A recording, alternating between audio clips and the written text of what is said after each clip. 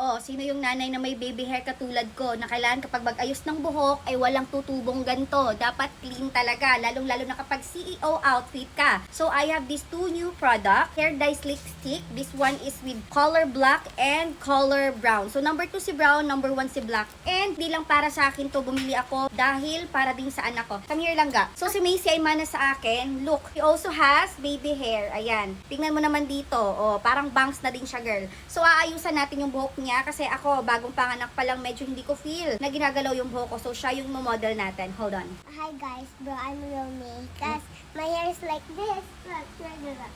And as you can see, kulay black yung hair niya. So, I'll be using the number 1 for black hair. Cutesy. Black, pink.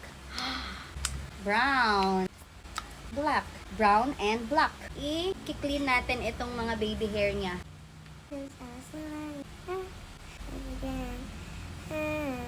Look guys, para siyang kiwi ng sapatos. Tignan mo.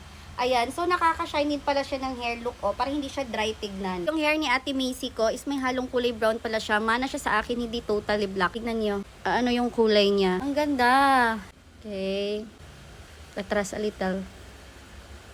Wow. Tuko lang ga. Very clean na. At saka kung pangit yung klaseng hair mo, like dry, you can use this one also. Kasi para kang nagpa-salon, girl. You like this one, Macy? Yes. So, it has two colors, brown and black. Kayo nang bahala. And you can just also purchase yung dalawang kulay if you want. Basta yung sa dalawa na sa 205 ata. Hindi ko lang alam kung magkano yung isa. Syempre, kung mami ka na mahilig mag-ayos ng buhok ng anak mo, mag-check out ka na dyan sa Yellow Basket. Bye!